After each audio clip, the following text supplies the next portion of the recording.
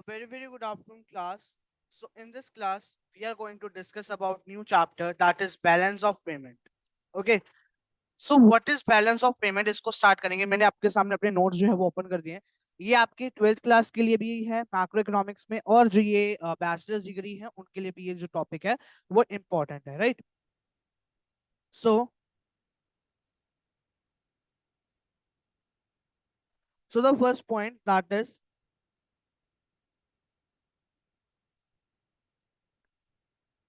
What is balance of payment. Balance of payment होती क्या है? सबसे पहले हमें क्या पढ़ना है कि बैलेंस ऑफ पेमेंट होती क्या है। So the balance of payment क्या है? ये अकाउंटिंग स्टेटमेंट होती है जो प्रोवाइड करती है सिस्टमैटिक रिकॉर्ड्स। क्या प्रोवाइड करती है ये? Just a second. Okay, here we go. तो मैंने कहा कि जो बैलेंस ऑफ पेमेंट है वो क्या है? एक अकाउंटिंग स्टेटमेंट है। एक ऐसी अकाउंटिंग स्टेटमेंट है ये जो प्रोवाइड करती है सिस्टमैटिक रिकॉर्ड्स को। किसके सिस्टमैटिक रिकॉर्ड्स को? इकोनॉमिक ट्रांजैक्शन जो भी होती है हमारी कंट्री के अंदर, इकोनॉमी के अंदर, between the residents of a country and the rest of the world, and during a given period of time. Usually क्या होता है वो 1 ईयर, एक साल के अंदर जो भी हमारी इकोनॉमी के अंदर, हमारी कंट्री के अंदर ट्रांजेक्शन होती हैं, उनकी जो एक अकाउंटिंग स्टेटमेंट प्रिपेयर की जाती है उसको हमने क्या कहा? बैलेंस ऑफ पेमेंट का, बीओपी का। ठीक है। स्ट्रक्चर क्या होता है बीओपी का? जो बैलेंस ऑफ पेमेंट है वो यूज करता है डबल अकाउंटिंग सिस्टम को। क्या यूज करता है? डबल अकाउंटिंग सिस्टम को, यानी या you can say double entry system. Double entry system में, डबल अकाउंटिंग सिस्टम का मतलब ये होता है कि यहाँ पर दो साइड होती है, डेबिट साइड और एक होती है क्रेडिट साइड। तो ये दोनों का जो है वो करता है। डेबिट का मतलब होता है कि हमारे पास से पैसे जा रहे हैं, और क्रेडिट का मतलब होता है कि हमारे पास पैसे आ रहे हैं। ठीक है ना? लेकिन बैंक के केस में ना, बैंक के केस में ये उल्टा हो जाता है। बैंक के केस में क्या होता है कि जो क्रेडिट होता है उनके लिए वो पैसे जा रहे होते हैं, और डेबिट होता है कि पैसे आ रहे होते हैं। तो सिंपल सरल भाषा में बोलो, जो अकाउंटिंग टर्म्स में जो होता है, डेबिट का मतलब वो क्या होता है? जाना, यानी आउटफ्लो होना, और क्रेडिट का मतलब होता है आना, यानी कि इनफ्लो होना। तो यही चीज आगे कह रहा है कि पीओपी के पास क्या होता है? दो साइड होती है, क्रेडिट साइड और डेबिट साइड। ऑल इनफ्लोज और सोर्सेज जो है फॉरेन एक्सचेंज के, वो रिकॉर्ड किए जाते हैं कहाँ पर? क्रेडिट साइड पे। और जितने भी आउटफ्लोज हो रहे हैं या यूजेस हो रहे हैं फॉरेन एक्सचेंज के, वो रिकॉर्ड किए जाते हैं डेबिट साइड। ठीक है ना? POP is always balance like a trade trial balance. अब जो इकोनॉमिक्स पढ़ रहे हो भैया जी, और जो तुम आर्ट से हो, उनको तो ट्रायल बैलेंस का मतलब पता नहीं है, लेकिन जो कॉमर्स वाले जिन्होंने अकाउंट्स पढ़ रहे हो उनको तो पता है कि ट्रायल बैलेंस क्या होता है। ट्रायल बैलेंस होता है ना, वो प्रिपेयर किया जाता है, अकाउंटिंग स्टेटमेंट होती है जो प्रिपेयर की जाती है इस पर डबल एंट्री सिस्टम। तो इसमें क्या कहते हैं, इकोनॉमिक सेंस में जो पीओपी है उसको नीड नहीं होता कि इक्वल होना। मतलब पीओपी प्रिपेयर तो किया जाता है ट्रायल बैलेंस की तरह, as as it is prepared by the double entry system. लेकिन इकोनॉमिक सेंस में BOP not need not to be always equal. इसका मतलब क्या है कि जो पीओपी है वो बैलेंस भी हो सकती है, सरप्लस भी हो सकती है, डेफिसिट भी हो सकती है। जरूरी नहीं है ना वो इनकम ही मतलब जो वो है, जितनी भी हमारी क्रेडिट हो रही है उतनी ही हमारी डेबिट हो रही होगी। लेकिन ट्रायल बैलेंस में क्या होता है? जितना डेबिट उतना क्रेडिट हो जाता है, बैलेंस को उसको मैच करना पड़ता है, राइट? लेकिन इसमें क्या कह रहा है कि जो पीओपी है वो इक्वल नहीं हो सकती। इसका मतलब ये है कि यहाँ पर तीन चीजें, सिचुएशन जो है वो एग्जिस्ट करती है। सबसे पहले सिचुएशन जो है आपके सामने लिखी हुई है, that is balance POP. Balance POP का मतलब क्या है कि जो पीओपी है वो बैलेंस की जाती है when the receipts of foreign exchange are equal to the payments of the foreign exchange. Receipts का मतलब क्या है? कि जो हमारी इनकम है, इनकम क्रेडिट है, वो किसकी इक्वल है? जो payments of the foreign exchange, यानी कि पेमेंट डेबिट, डेबिट पेमेंट के इक्वल होगी। सरप्लस में क्या होएगा कि यहाँ पर एक्सेस हो गया, यानी कि यहाँ पर क्या है? इनकम साइड ज्यादा है और डेबिट साइड कम है, मतलब पेमेंट साइड कम है। तो income credit is greater then the payment debit. तो मतलब क्या है कि जो भी हमारी रिसिट्स है वो क्या है? ज्यादा है देन द पेमेंट। सिंपल सी चीज याद रखो, receipt is equal to payment, balance. Receipt is greater than payment, surplus. Receipt is less than payment, deficit, यानी कि यहाँ पे कमी हो रही है, डेफिसिट हो गया है। ठीक है ना?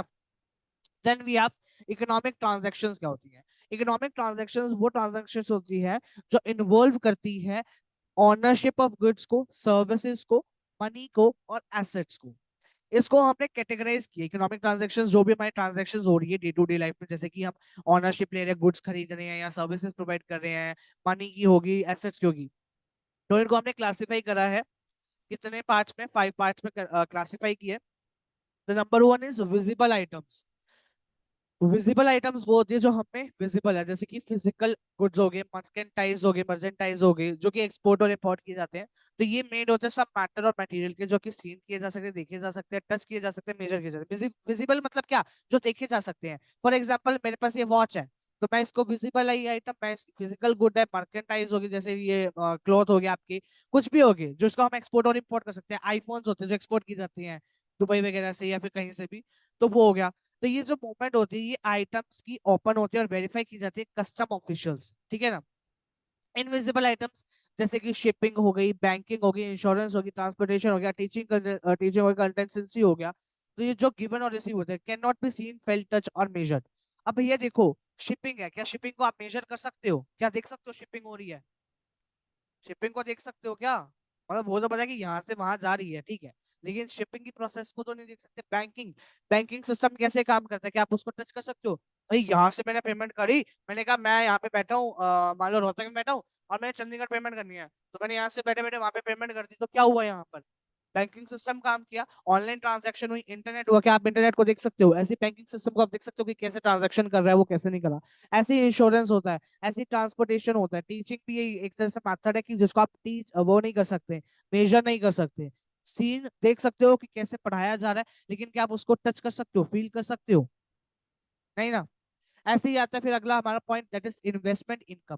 ये इंक्लूड करता है जितनी भी इन्वेस्टमेंट्स इनकम हमारे को रिसीव होती है by the resident and investment income paid to the non resident, जैसे कि इंटरेस्ट हो गया, प्रॉफिट्स हो गए, डिविडेंड हो गए, रॉयल्टी होगी, ये सारे क्या होते हैं, ये रिसीव किए जाते हैं, ठीक है ना। यूनिलेटरल पेमेंट्स या यूनिलेटरल ट्रांसफर्स क्या होते हैं, जो वन साइडेड पेमेंट्स होती है, वन वे ट्रांजैक्शंस होते हैं, जैसे gifts, personal remittance, donations, you can say pension, old age pensions होती है, वो भी यूनिलेटरल पेमेंट्स, यूनिलेटरल ट्रांजैक्शंस होती है।